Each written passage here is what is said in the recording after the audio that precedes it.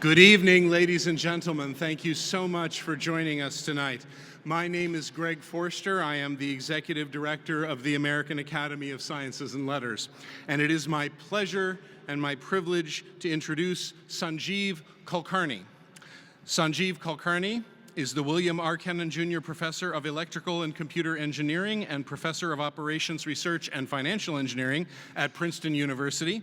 And he is the Chair of the Board of the American Academy of Sciences and Letters.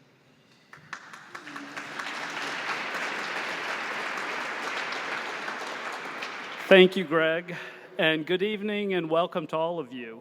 We're delighted and honored to have all of you here with us tonight for the 2024 Investiture Ceremony of the American Academy of Sciences and Letters. Thank you for sharing this wonderful evening with us. On behalf of the board, we want to extend special gratitude to all those whose efforts contributed to the hospitality that we're enjoying tonight.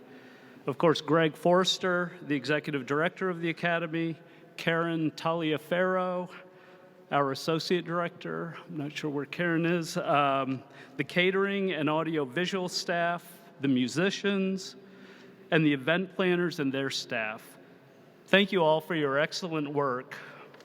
I also would like to recognize and thank Don Landry, the president of the Academy, and the rest of the board for all of their efforts. Maybe we can give a round of applause for all of these individuals.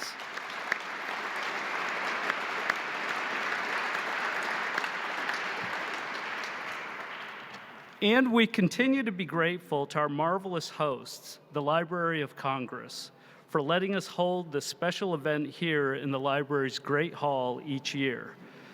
This is the largest library in the world, a repository of human knowledge unequaled in scope.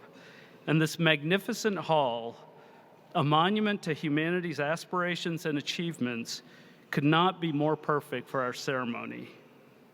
We return each year to this idyllic setting for the Academy's investiture as we recognize and celebrate individuals for their contributions in a wide range of disciplines. We look forward to honoring these scholars, and once again, we thank you for being here with us tonight. Thank you.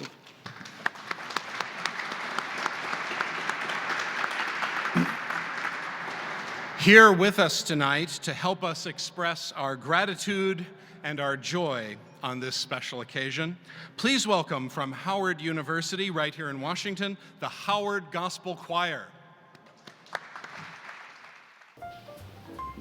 Good evening. We are the Howard Gospel Choir of Howard University. And we're honored and excited to be here with you all. Howard, can we give this wonderful audience a round of applause? Listen, in times like these, it's important for us to remember those things that we all have been told, those things that we all know to be true. And regardless of your religious background, regardless of your political affiliation, I think we've all heard the sage wisdom that says we ought to do unto others as we would want done unto us. Some people know it as the golden rule. So this evening we're going to form one big choir, and we're going to teach you just a little bit of the refrain of that first song, okay? So we're going to do a little call and response. I'm going to teach you the first part. You're going to learn it. You're going to sing it. Do we think we can do that? Yes. Perfect, perfect. Give yourselves a round of applause. Even now, you've earned it. All right, so please repeat after me. Kindly say, do unto others. Do unto others. Sisters and brothers. Sisters and brothers. Do unto others. Do unto others. As you would have them do. Nice. Unto others. Unto others. And help each other. And help each other. Do unto others. Do unto others. As you would have them do. And nice and together. Unto you and unto you. Unto you.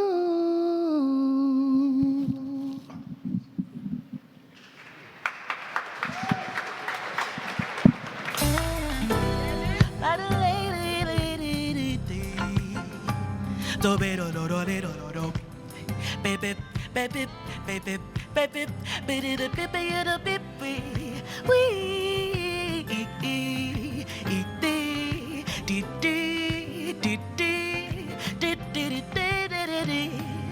the world is filled with hatred, chaos, and adversity. So much confusion taking over. It seems as if we're losing peace. As life's journey leads you onward, don't forget this golden rule. It's up to you in all you do. Do unto others, sisters and brothers. Do unto others as you would have them do unto others, and help each other. Do unto others as you would have them do unto you. Sometimes life is overwhelming with its pain and suffering, and we are easily distracted. We pursue material things. If we forget to lend a hand and lift up our fellow men, how will we then bring healing to our land? Unto others, sisters and brothers.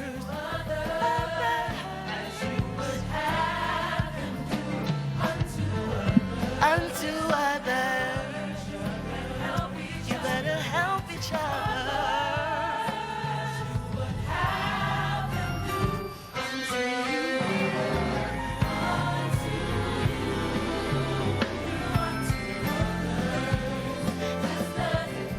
Sisters and brothers, unto others, as you would have them do, have them do.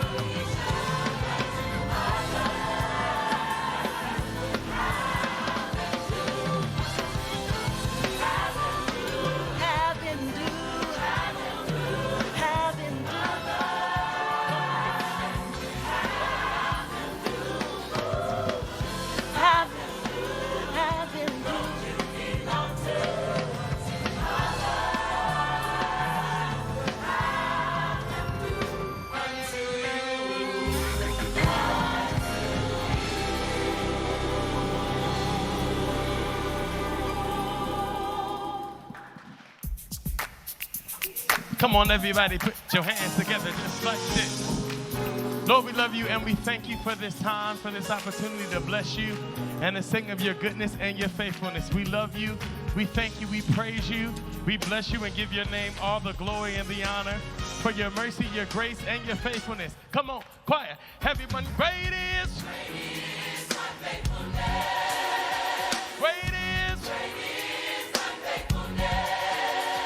Great is my faithfulness. Lord unto me. Song says, all that I need, your hand provides. All that I need, your hand provides. Oh, we sing in a world full of inconsistency. Lord, we celebrate your consistency, your faithfulness and your mercy. Lord, unto me. Hey, hey. Great is thy faithfulness. Great is thy, Lord, unto me. All that I need, say, your hands provide. All that I need, say, your hands provide. So we sing, great is,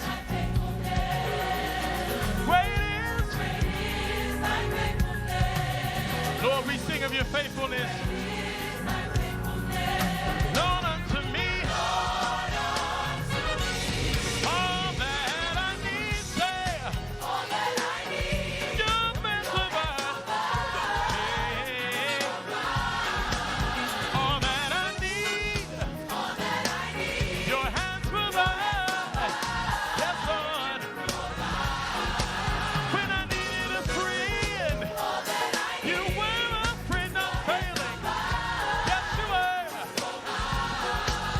You've been a mother to the motherless, a father to the fatherless. So I thank you, and so I praise you, so I bless you, God. Lord, we cry, great is your faithfulness. Lord, we cry, great is your faithfulness. Great is great, God, is your faithfulness. Great is your love. Great is your mercy. Great is your grace. Great is your favor. Great is your kindness. Great is your mercy. Hey, hey, hey. Oh, Lord, go. Oh, Lord, you are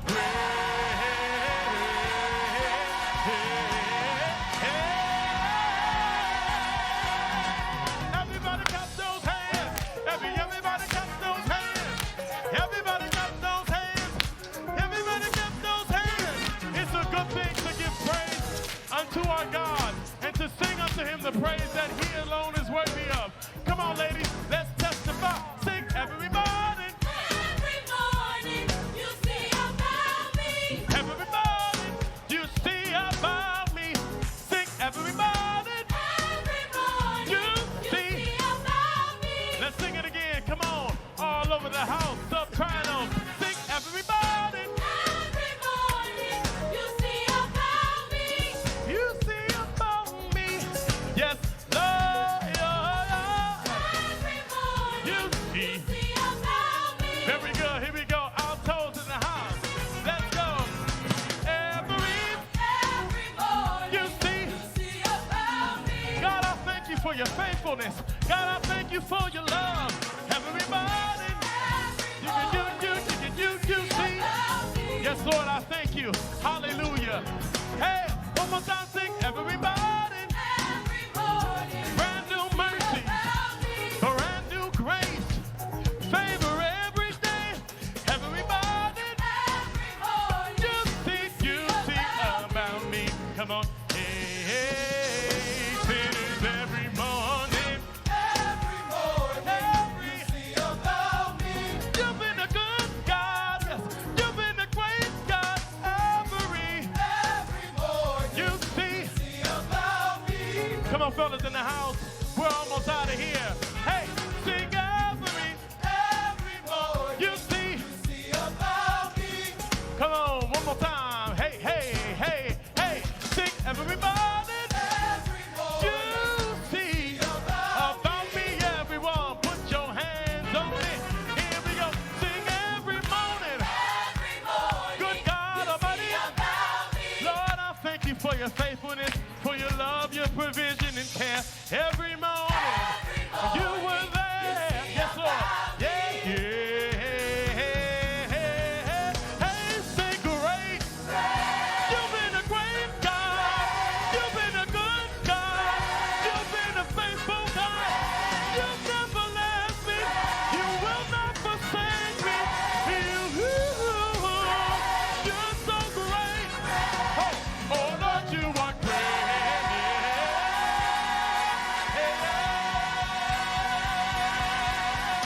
Everybody lift those hands. Hallelujah.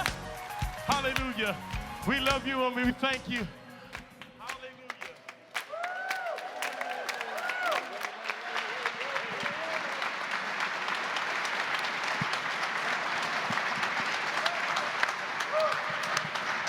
Thank you so much, Howard Gospel Choir, ladies and gentlemen. We are so grateful.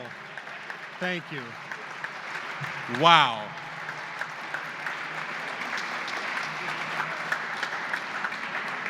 And now I would like to ask our Academy President to bring forward the key to the Academy Register and conduct the investiture of Academy members. Thank you. Donald Landry is the Hamilton Southworth Professor of Medicine, the Chairman Emeritus of the Department of Medicine, and the Director of the Center for Human Longevity at Columbia University, and he is the President of the American Academy of Sciences and Letters. Thank you.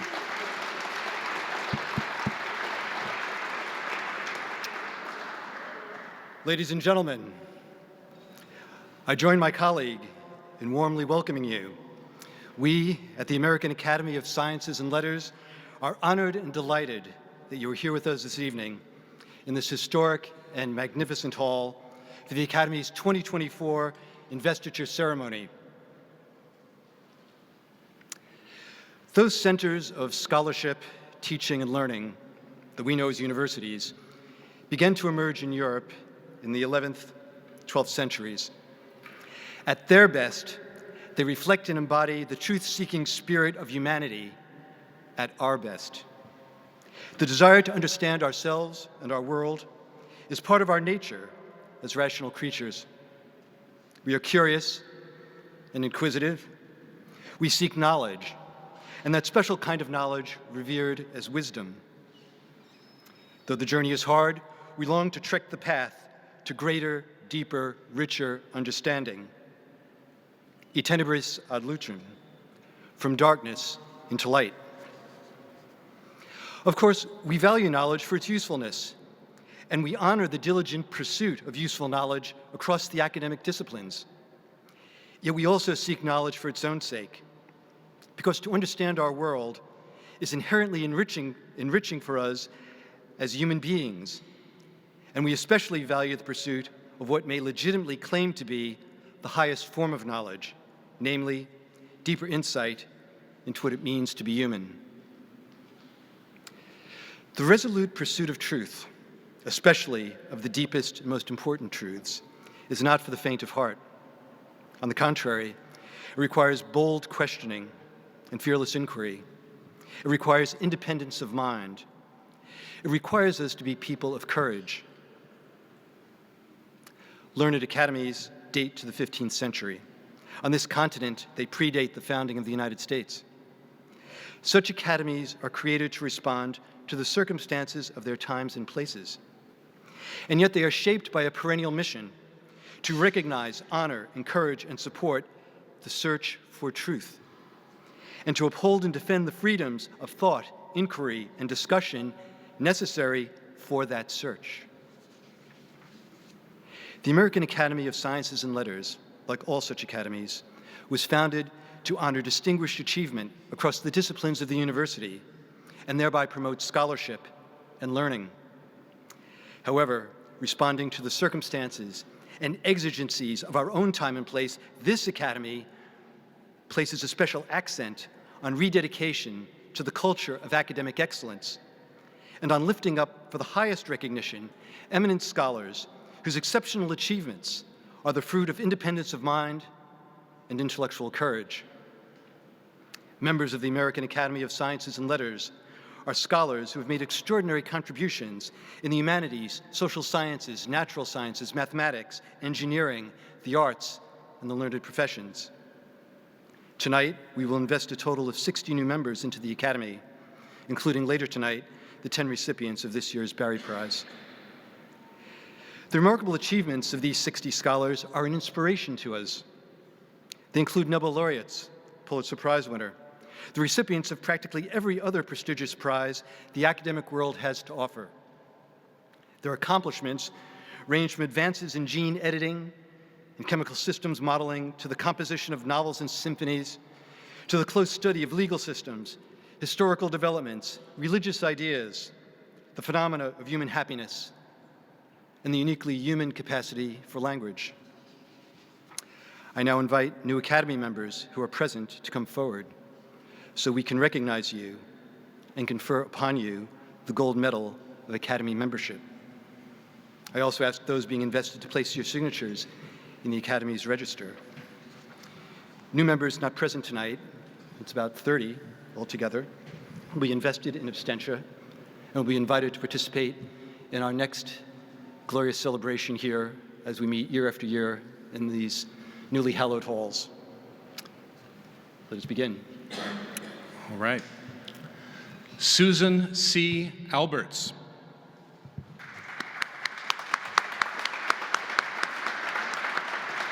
Susan C. Alberts, Robert F. Durden Distinguished Professor of Biology and Evolutionary Anthropology at Duke University, whose award-winning work includes one of the world's longest-running field studies of primate behavior in the wild, ongoing since 1971.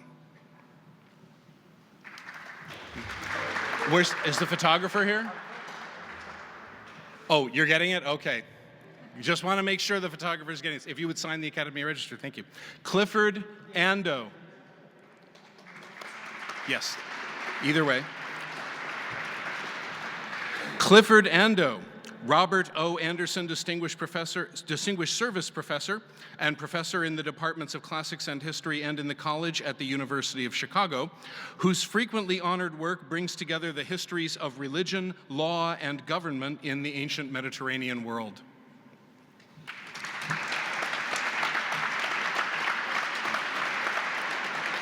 Daniel Asia.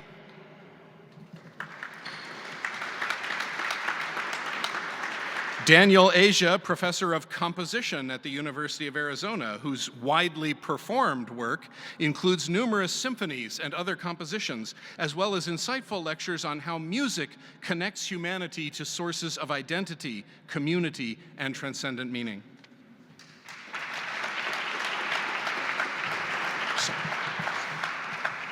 Peter Berkowitz.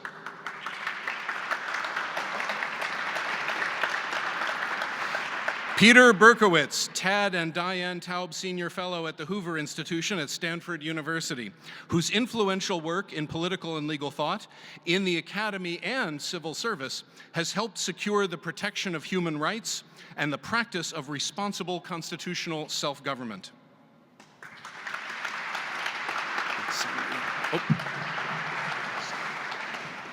Clifford Brangwyn.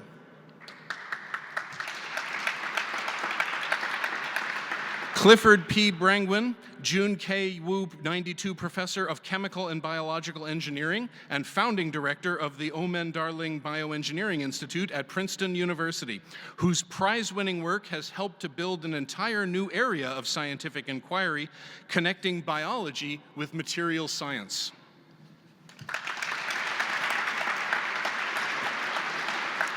J. Christopher Clemens.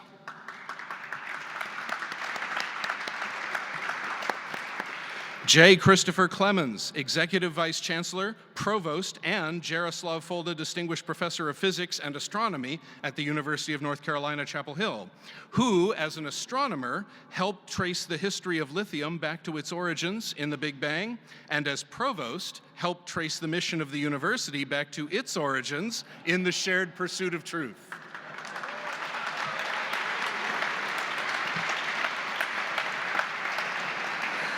Jeffrey Eugenides.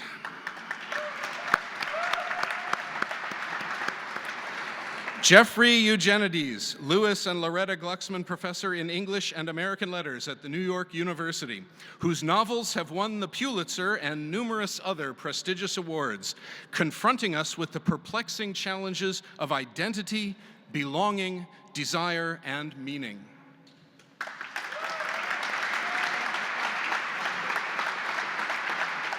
Philip Hamburger.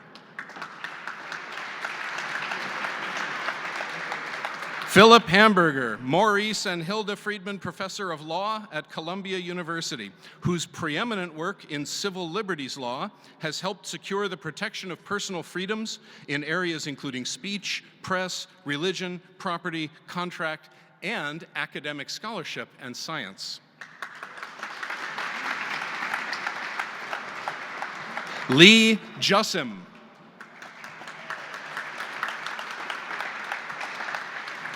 Lee Jussim, Distinguished Professor of Psychology at Rutgers University, whose path-breaking work in social psychology has helped us understand and respond to such problems as stereotyping, prejudice, discrimination, political radicalization, and the decline of academic standards in social science.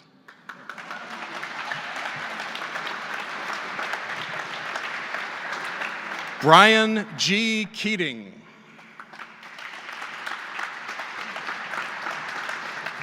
Brian G. Keating, Chancellor's Distinguished Professor of Physics at the University of California, San Diego, whose singularly inventive work includes building the Simons Observatory, devising new ways of studying cosmic radiation at the South Pole, and writing the best-selling book, Losing the Nobel Prize.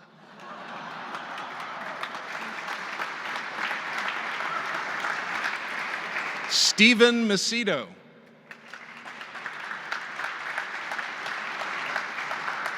Stephen Macedo, Lawrence S. Rockefeller Professor of Politics at Princeton University, whose influential work in political and legal thought has encouraged us to strengthen our commitment to equal rights and diversity of viewpoints, both in the public square and in university governance.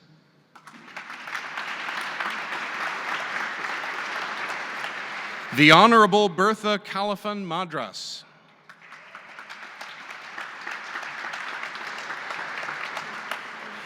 The Honorable Bertha Califan Madras, Professor of Psychobiology at Harvard University, whose pioneering medical work has advanced our understanding of addiction and whose dauntless civil service has reduced harm by helping people free themselves from the chains of chemical dependency.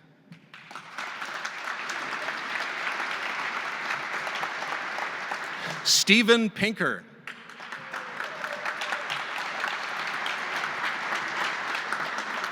Stephen Pinker, Johnstone Family Professor of Psychology at Harvard University, whose prize-winning work on cognition and language challenges us to think rationally about who and what we are, and to resolutely defend social and academic protections for rational discourse.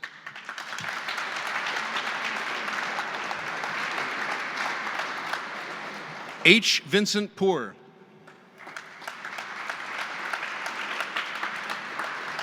H. Vincent Poor, Michael Henry Stratter University Professor at Princeton University, whose frequently honored work in information theory, machine learning, and network science has laid the groundwork for advances in wireless networks and energy systems to serve human needs more efficiently.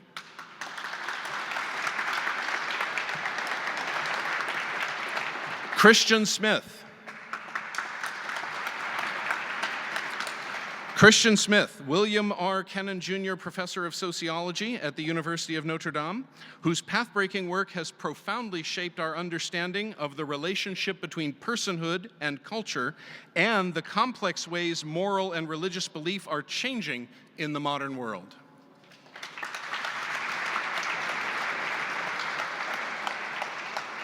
Jenny Strauss-Clay.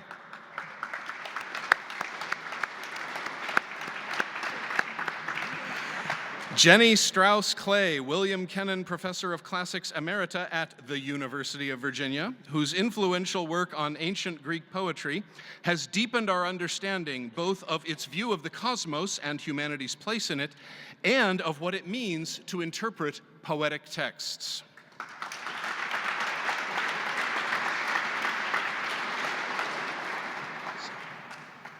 Salvatore Torquato.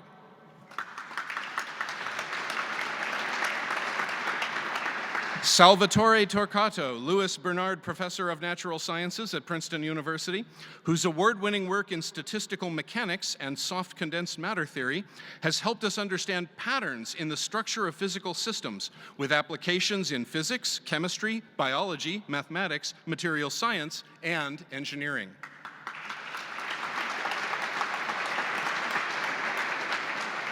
Noel Vallis.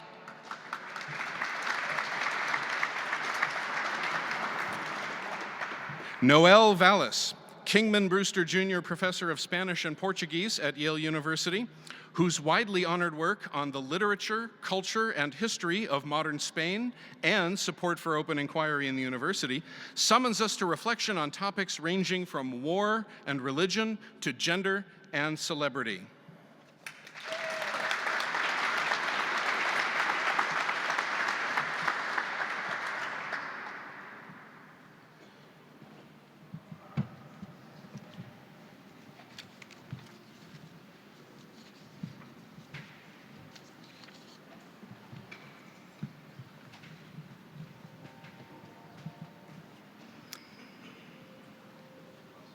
On behalf of the board of the American Academy of Sciences and Letters, I hereby invest you as members of the Academy with all rights and privileges thereunto pertaining. Congratulations.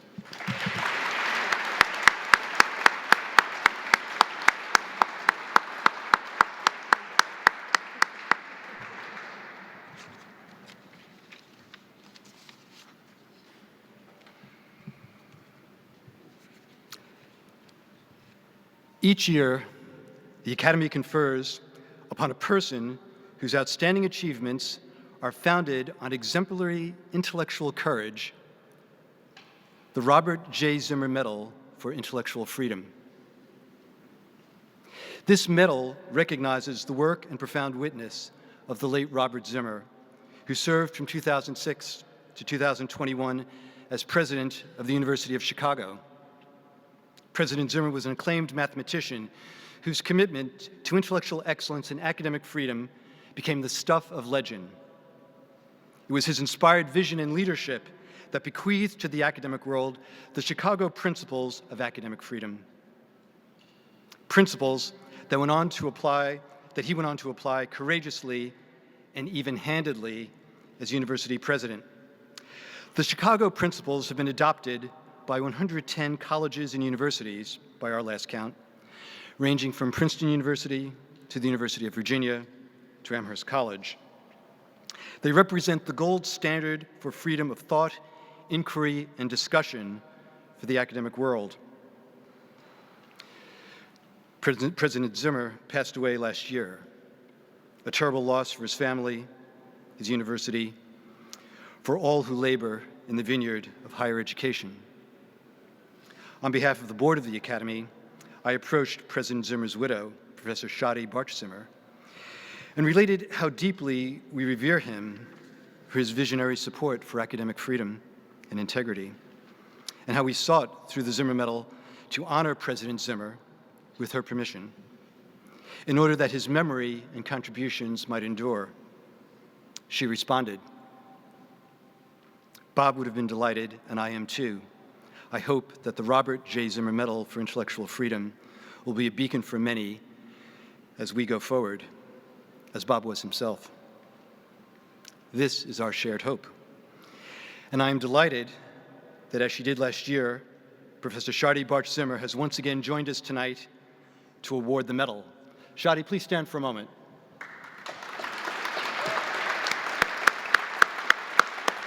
Thank you for the honor of your presence.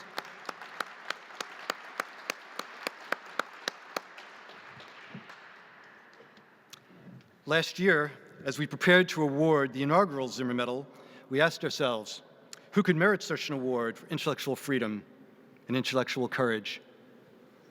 The board of the Academy unanimously chose to confer the 2023 Zimmer Medal onto Salman Rushdie, the globally famed novelist who has endured decades of threats and attacks for freely expressing his ideas with determined resolve. Sir Salman joined us in this hall last year to receive the award. This year, the Board of the Academy has unanimously chosen to confer the 2024 Zimmer Medal on Dr. J. Bhattacharya of Stanford University.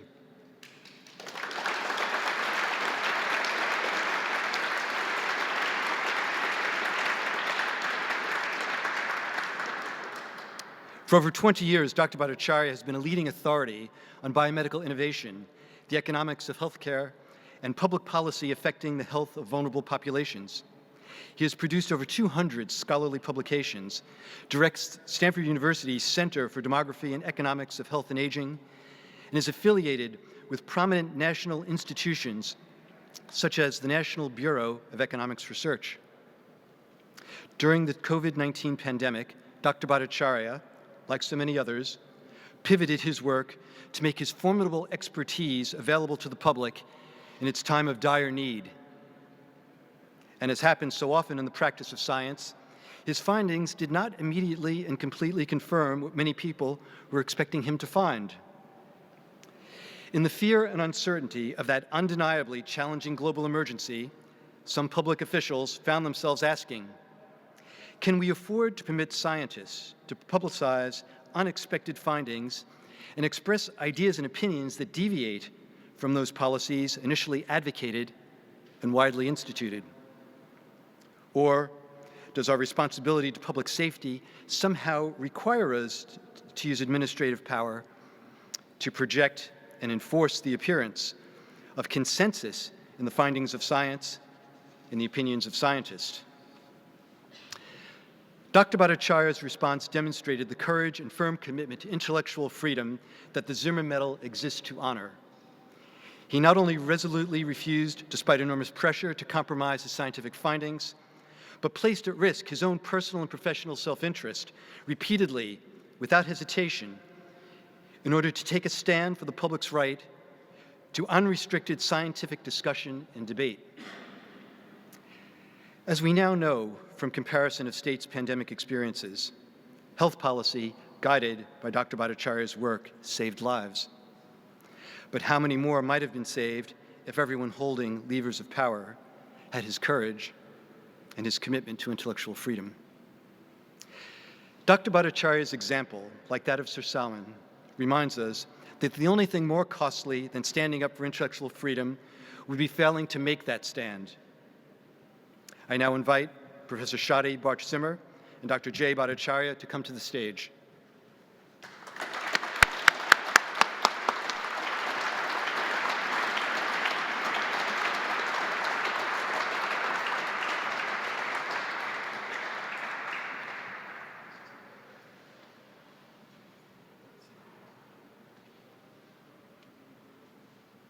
Dr. J. Bhattacharya, it is my great honor on behalf of the Board of the American Academy of Sciences and Letters to award you the 2024 Robert J. Zimmer Award in Intellectual Freedom.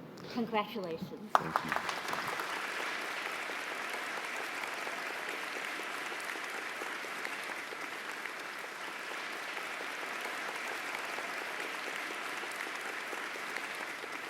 And I now invite new Academy member, Professor Stephen Macedo, co-author of an important forthcoming book on U.S. public policy regarding the pandemic, to also come on stage to conduct a conversation with Dr. Bhattacharya about his work. Congratulations to you too.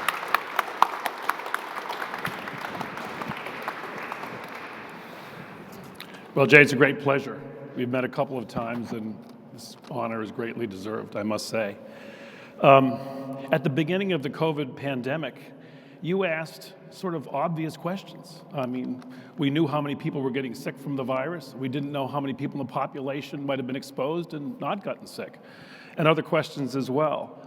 But you encountered considerable intolerance, including at Stanford University, a place where you had spent many years as an undergraduate, graduate student, and faculty member. That got worse after you co-authored the Great Barrington Declaration in early October 2020, advocating focused protection for the vulnerable rather than blanket lockdowns and school closures. Tell us about that experience. I wasn't prepared for it. I had never published an op-ed. I'd never been on TV. I was a quiet scholar, and I had this idea early in the pandemic that the disease was more widespread than people realized, and I wrote an op-ed, first op-ed I ever written, and I got death threats. For a hypothesis. Then I wrote a study that came out of that op-ed. I actually expected the study to be done by the CDC, asking how many people had antibodies. And for that, I had, again, death threats against me, attacks on my wife in the press, attacks on me, and I wasn't prepared for it. I saw in April of 2020, there was an estimate put out by the UN that 130 million people were going to starve as a consequence of the economic dislocations caused by the lockdowns. I saw estimates by the World Bank that 100 million people were going to be put into poverty. And I study vulnerable populations for a living. The university, which I love, attacked me. Like they investigated me for false allegations of conflicts of interest that they knew were false when they started the investigation. And they announced the investigation, they didn't announce that they cleared me. And I got sent a very clear signal that I needed to stay quiet. And I couldn't, I was losing, I lost sleep, I couldn't eat, but I decided I didn't care about my career anymore, and I needed to say what I saw. And that's why, I guess that's why I'm here. But it was not anything special, it was just obvious that these policies that we were following were going to harm a lot of poor people. And these policies, that there were better policies possible. Yeah. And what...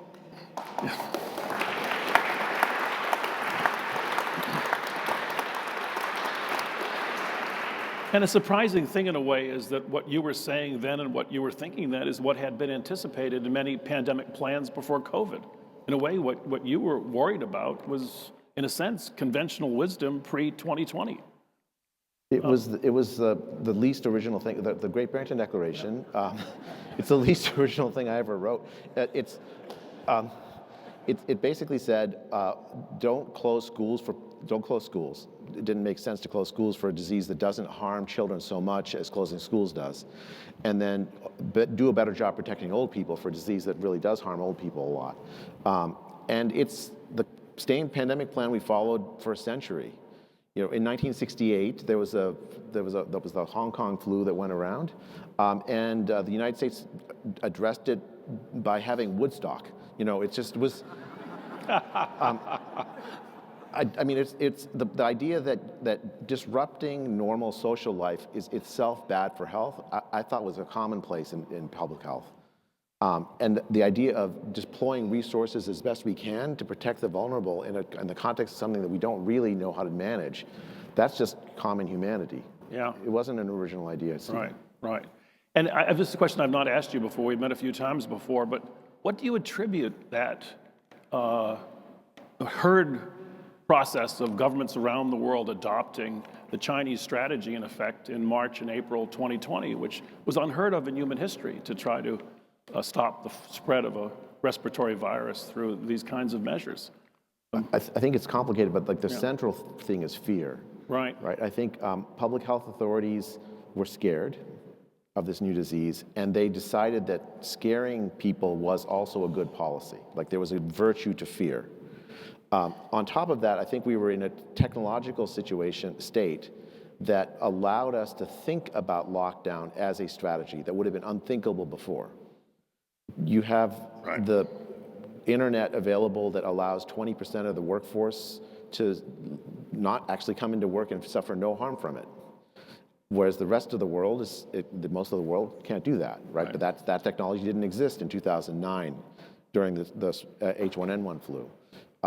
You had this like suite of technologies that about vaccines, the development of vaccines very rapidly that didn't exist even 5 years ago. So you combine those two things and you say, okay, well, if you're thinking a certain way, we're really scared. We have this new technology that allows us to lock down with less harm to the laptop class, and we have this vaccine that's going to get us out of it if we just wait for 6 months, a year. Yeah. So the other point I think that's important is you were seen and identified as a dissenter from mainstream policy, but there were many others who contacted you who were sympathetic to your point of view, but who did not feel able to speak up on the faculty and elsewhere. Did you say something about that? I mean, Sure. not naming names, but Yeah, I don't want to name names. No. I think people were scared. I completely understand. I felt this myself. Like, I think people were very, very scared, both about their own physical safety, but also they were scared for their own careers and for their, the head of the National Institute of Health, after I wrote the Great Barrington Declaration with Sunetra Gupta of Oxford and Martin Kulldorff of Harvard, he wrote, Francis Collins, a man who I admire, wrote an email to Tony Fauci, another man who I admire, calling me and Martin and Sunetra fringe epidemiologists. And then he called for a devastating takedown. This is in October 2020, of the premises of the declaration. And that led to hit pieces, death threats, and just a lot of suffering. And it was striking to me that the head of the National Institute of Health would do such a thing. Essentially, it wasn't really aimed at me. It was aimed at everybody else in the academic community and elsewhere, that they should stay silent.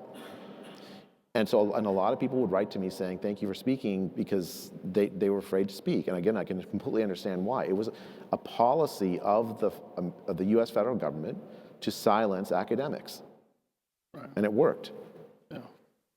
NIH being far and away the largest funder of health research in the world, something that academics would be quite dependent on.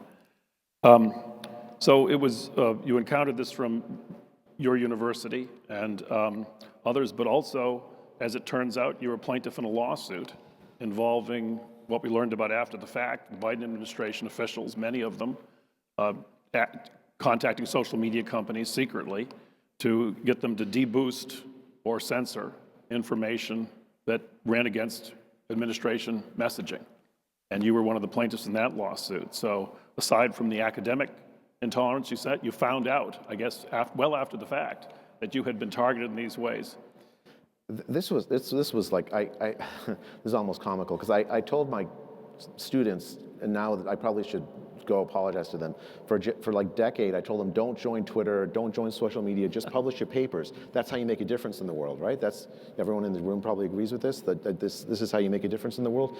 But I joined Twitter in 2021, and in 2022, when Elon Musk bought Twitter, it turns out that I had been placed on a blacklist the day I joined Twitter, because I put the Great Barrington Declaration up. It turns out that was not an accident. Twitter didn't just do that on its own. There was a systematic campaign by the federal bureaucracy, including the CDC, the Surgeon General's office, the FBI. The FBI wasn't targeting me. They were more about election speech. But all of these federal agencies essentially pressured Twitter and other social media to silence voices that were contrary to pandemic policy put forward by the administration. Right. There was a lawsuit brought by the Louisiana and Missouri Attorney General's office against the Biden administration that brought to light a vast treasure trove of emails where this systematic campaign, the American First Amendment didn't hold during the pandemic. Like, we did not have free speech rights during the pandemic. Philip Hamburger, who was just awarded, it was the head of the NCLA, thank you, they represented me, actually, Philip's organization, for pro bono in this lawsuit, which led to this exposure of essentially this systematic campaign to silence free speech in this country. There was a preliminary injunction on July 4th by a lower court that said that this kind of suppression of free speech, where the government goes and tells social media companies who and what to censor, is illegal. It violates the First Amendment. We lost in the Supreme Court. Turns out we don't have. We lost against a preliminary injunction in the Supreme Court. We don't have standing to sue. The case still actually is ongoing. It went back down to the lower court. I think we'll win this eventually, but really where we have to win it is not in court. We have to win it in the court of public opinion. And just the exposure of this treasure trove of documents showing that the American First Amendment didn't hold should shock every American.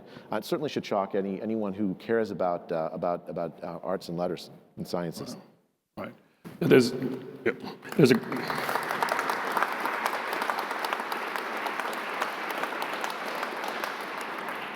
is a question about where the line lies between the government defending its own policies, jawboning, versus application of pressure that might amount to censorship. And there were standing issues as well. But this was also secret. So another factor was that this was going on behind the scenes. We didn't know about this pressure being brought to bear. One of the things I'm really astonished by is I've mentioned this case to constitutional lawyers, theorists at various law schools across, and many of them have never heard of it before. I don't know of faculty forums taking place on this case. And the ACLU did not file a brief in this case, which I find astonishing.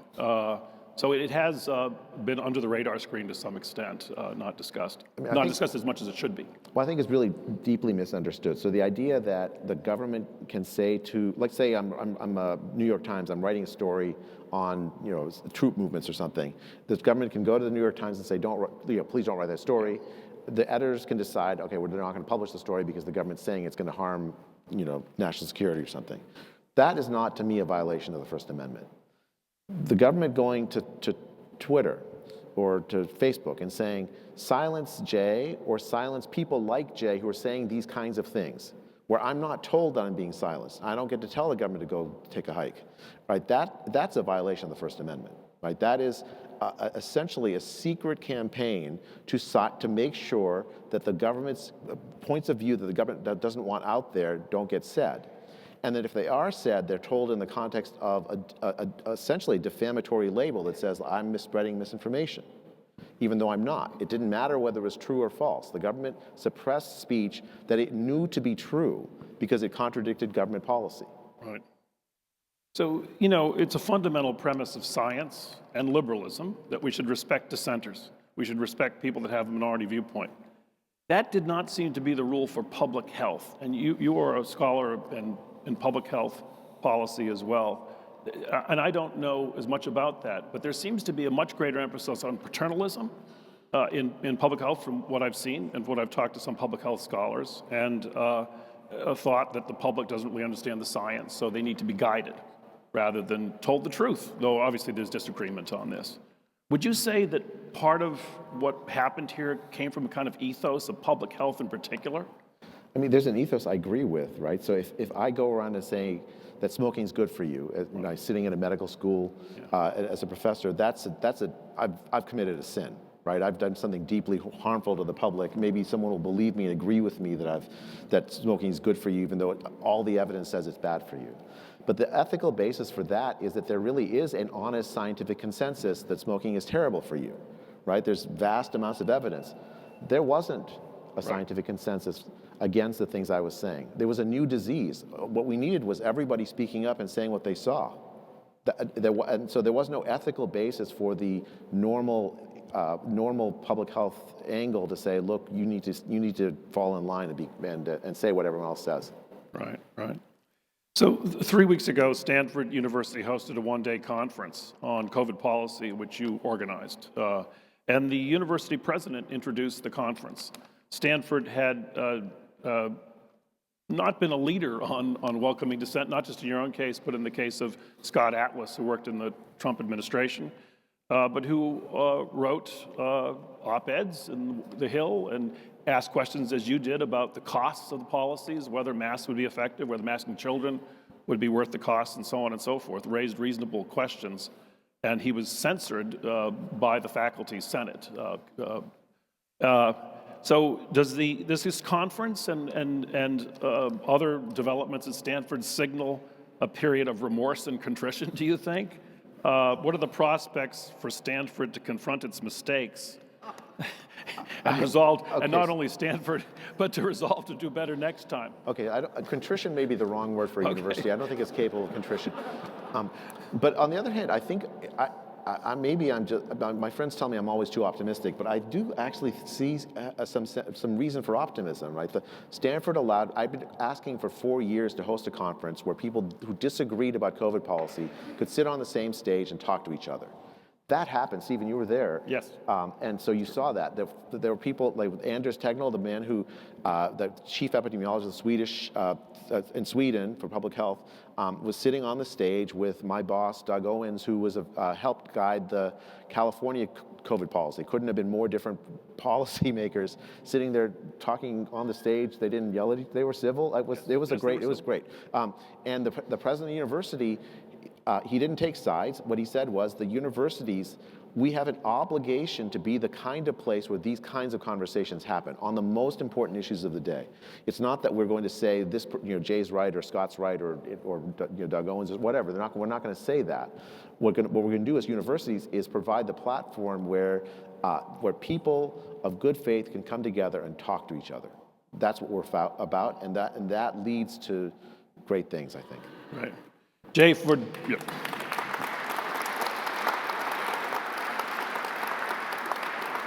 doing what academics and scientists are supposed to do, we owe you a great debt of gratitude.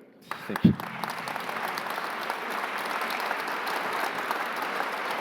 Thank you, Steve.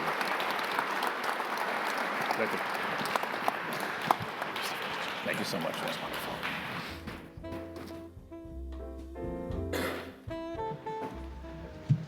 Thank you so much. Now, returning to the stage, Sanjeev Kulkarni, our board president, will introduce the Berry Prizes.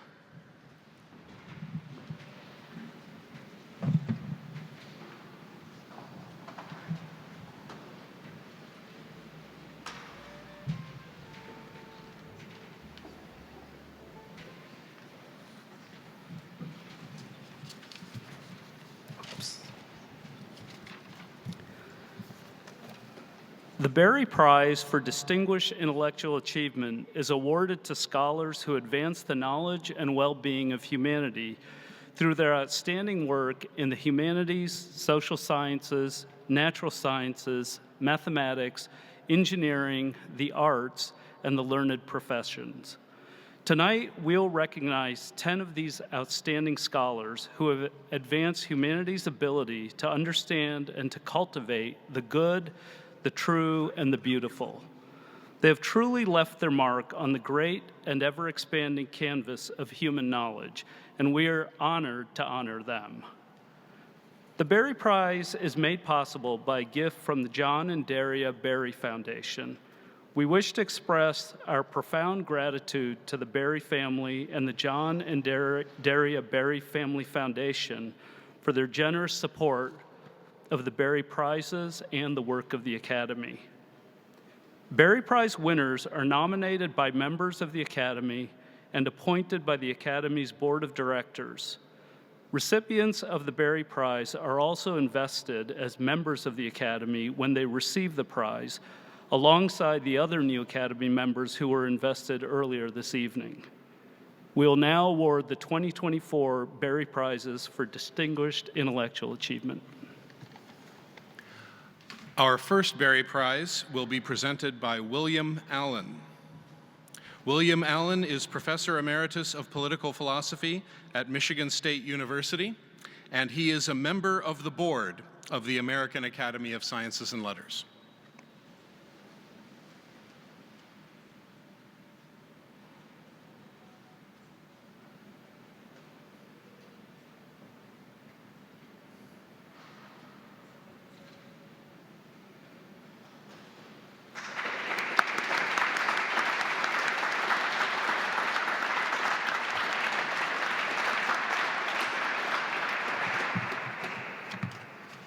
The first prize this evening is to be awarded to Professor Akhil Reed Amar.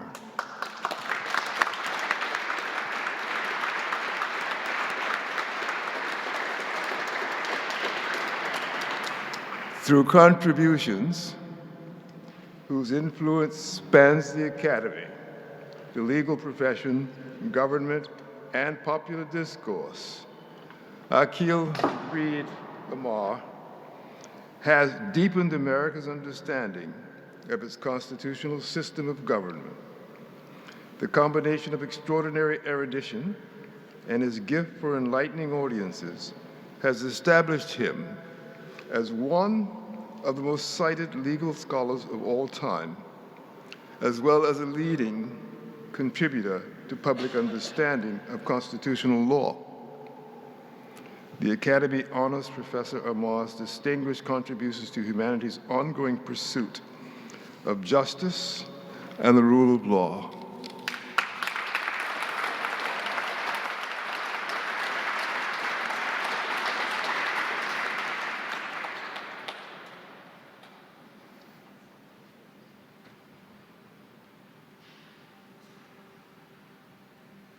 It is my honor and pleasure, on behalf of the Board of Trustees of the American Academy of Sciences and Letters, to recognize your distinguished intellectual achievement.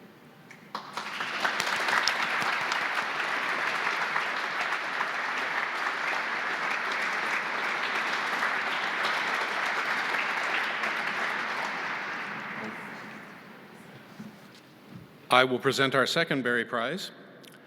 Gary A. Anderson, Hesburgh Professor of Catholic Thought at the University of Notre Dame. Would you please come forward?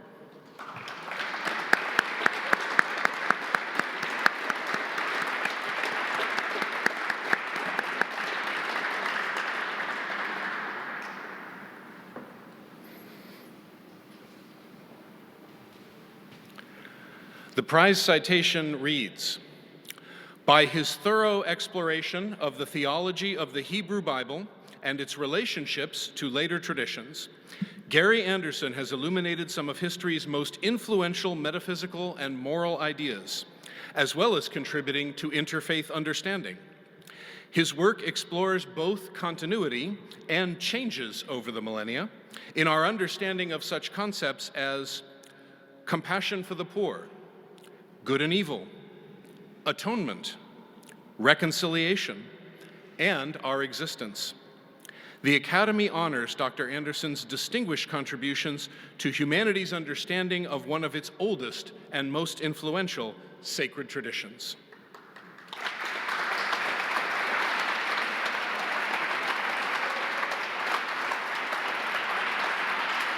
It is my honor, on behalf of the Board of the American Academy of Sciences and Letters, to present you with this 2024 Berry Prize for Distinguished Intellectual Achievement.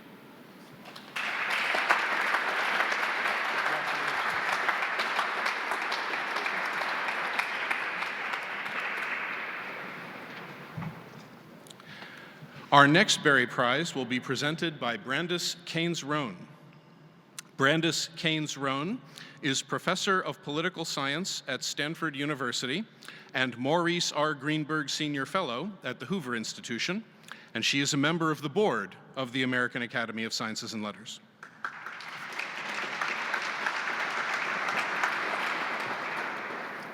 Marianne Bertrand, Chris P. Dialinas, Distinguished Service Professor of Economics at the University of Chicago. Would you please come forward?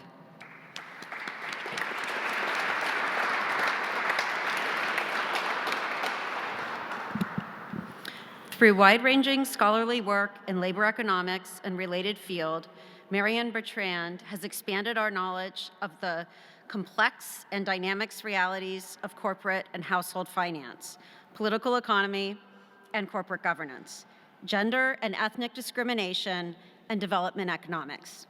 She has contributed to the establishment of governing principles for universities seeking to reconcile the rights of academic free expression with orderly research and teaching and learning. The Academy honors Dr. Bertrand's distinguished contributions to humanity's understanding of everyday economics, relationships, and to the integrity of the modern university.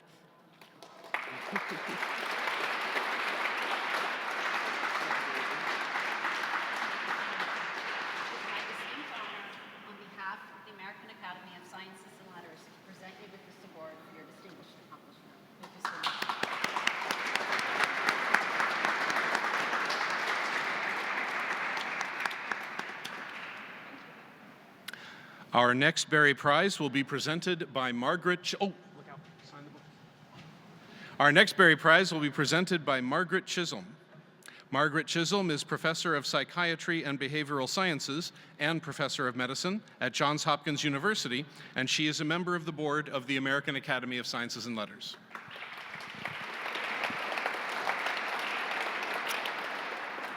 Nicholas A. Christakis, Sterling Professor of Social and Natural Science at Yale University. Would you please come forward?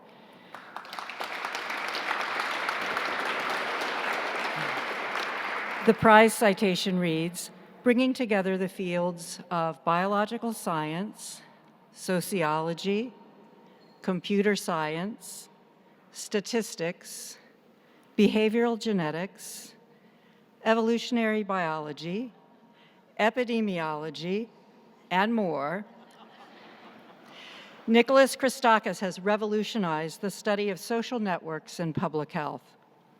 His path-breaking research into how connections form within such networks and their influence on thoughts, feelings, and behaviors has led to dramatic advances in our ability to address public health challenges and improve life outcomes. The Academy honors Dr. Christakis' distinguished contributions to humanity's health and welfare.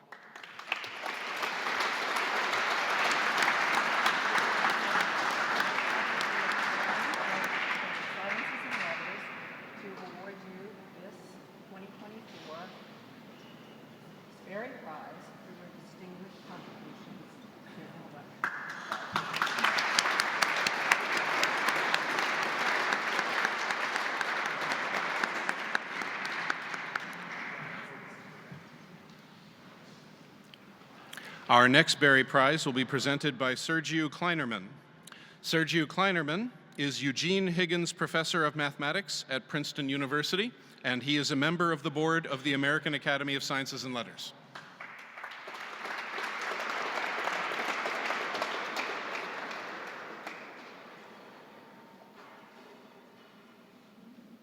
So, Brian Conrad, Professor of Mathematics at Stanford University, would you please come forward?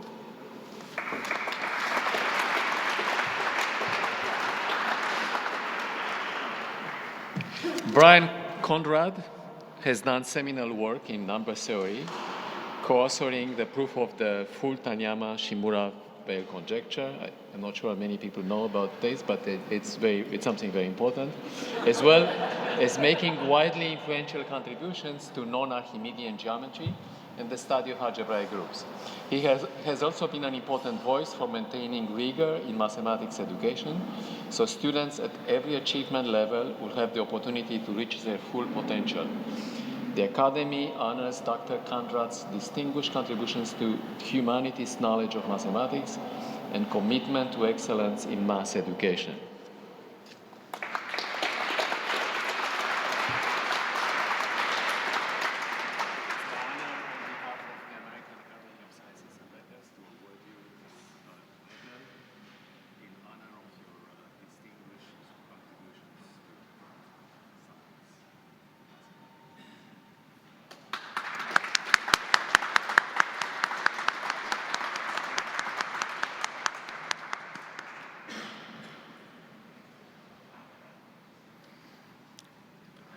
Our next Berry Prize will be presented by Carlos Ayer. Carlos Ayer is T. Lawrenson Riggs Professor of History and Religious Studies at Yale University, and he is a member of the board of the American Academy of Sciences and Letters.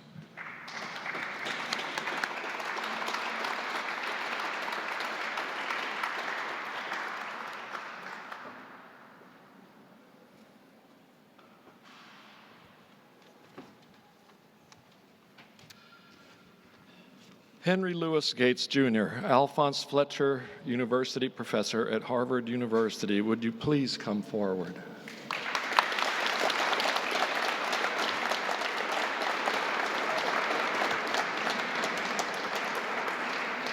With tenacity, sensitivity, and verve, Henry Louis Gates, Jr. has transformed literary and social studies by cultivating our appreciation of African and African American literature. His tireless efforts in unearthing and explicating previously neglected contributions has been matched by his uncompromising insistence that we engage great works drawn from diverse traditions of thought and practice on their own terms as part of our shared human patrimony. The Academy honors Dr. Gates' distinguished contributions to humanity's growing capacity to recognize, be uplifted by diverse forms of literary excellence.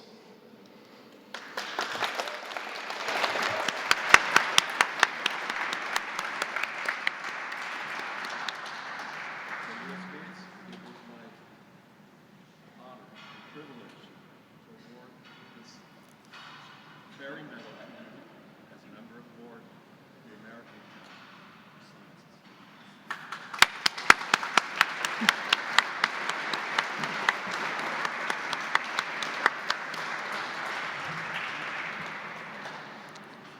Sciences. Our next Berry Prize will be presented by the Honorable Marianne Glendon. The Honorable Marianne Glendon is Learned Hand Professor of Law Emerita at Harvard University, and she is a member of the board of the American Academy of Sciences and Letters.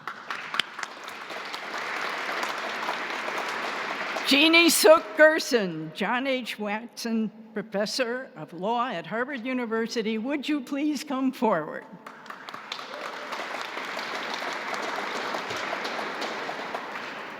Combining a profound knowledge of law and its development with keen insight into personal life, Jeannie Gersen has combined and contributed to both scholarly and popular understandings of how the law shapes us, even in the most intimate, sensitive, and private dimensions of our lives. Her legal scholarship explores the difficulty both of doing justice and respecting personal freedoms in such areas as artistic expression, freedom of speech, cultural identity, pedagogy, psychological trauma, and intimate violence. The Academy honors Dr. Gersen's distinguished contributions to humanity's pursuit of a social order that is humane, just, and free.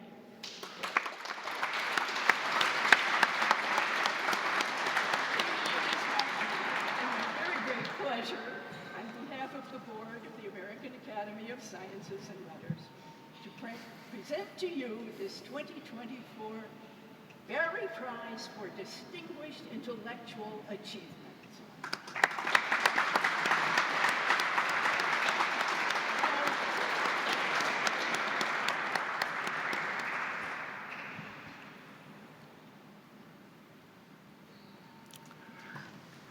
Our next Berry Prize will be presented by Carlos Ayer, returning to the stage.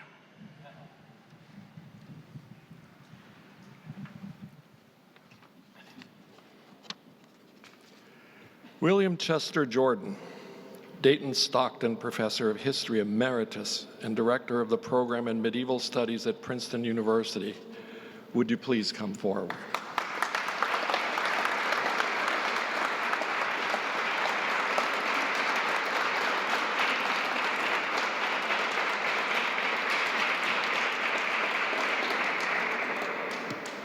Bridging the social, economic, religious, and political dimensions of life, William Chester Jordan has unlocked the mysteries of medieval Europe for contemporary readers. And I should add, many graduate students who ended up in my classrooms. His scholarship has deepened our understanding of such critical historical events. Developments as the Great Famine, the Crusades, the treatment of Jewish populations, contributions of women to pre-modern economies, and the legal systems of medieval monarchies. The Academy honors Dr. Jordan's distinguished contribution to humanity's capacity to make sense of its own past, and that its present and future may be enriched by a larger understanding of its story.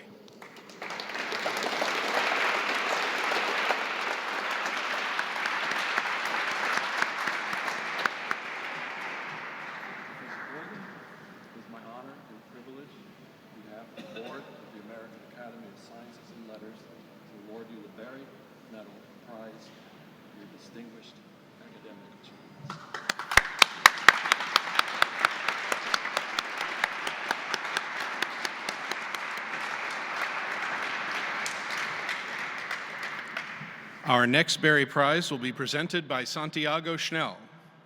Santiago Schnell is William K. Warren Foundation Dean of the College of Science, Professor of Biological Sciences, and Professor of Applied and Computational Mathematics and Statistics at the University of Notre Dame, and he is a member of the board of the American Academy of Sciences and Letters. Thank you, Greg. Karin Öberg, Thomas Dudley Cabot Professor of Natural Sciences at Harvard University. Would you please come forward?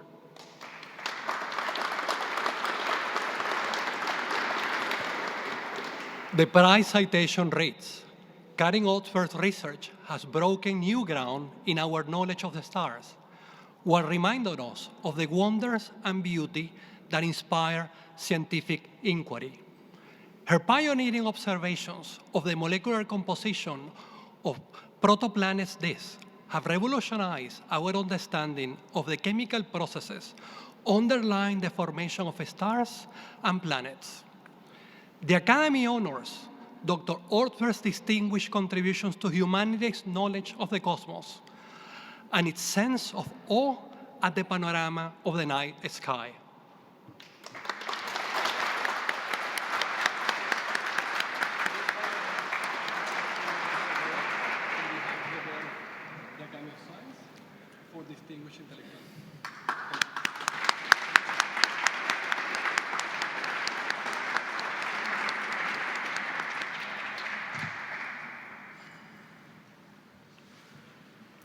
Our final Berry Prize will be presented by Barry Honig.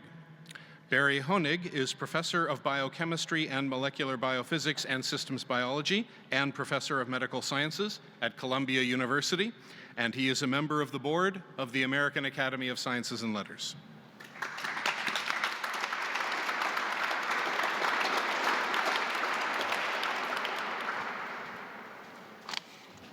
Megan Sykes, Professor of Medicine, Microbiology and Immunology, Surgical Sciences, and Director of the Columbia Center for Translational Immunology. Please come forward.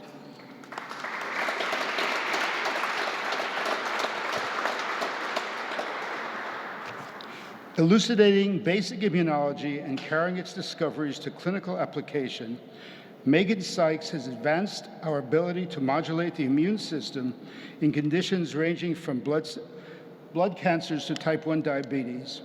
Her breakthrough approach to immune tolerance causes a transplanted organ to be accepted by the recipient's immune system as part of self, thereby avoiding the need for immunosuppression with its potential for infections, cancers, and organ damage. This Academy honors Dr. Sykes' distinguished contributions to excellence in medicine, improving humanity's life-saving and life-changing capacity to regulate the human immune system.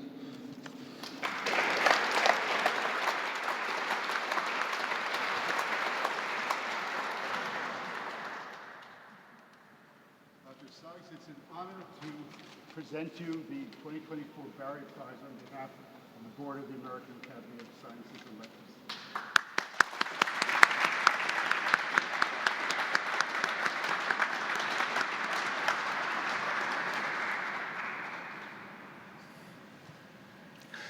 Ladies and gentlemen, this concludes our ceremony. Thank you for being with us.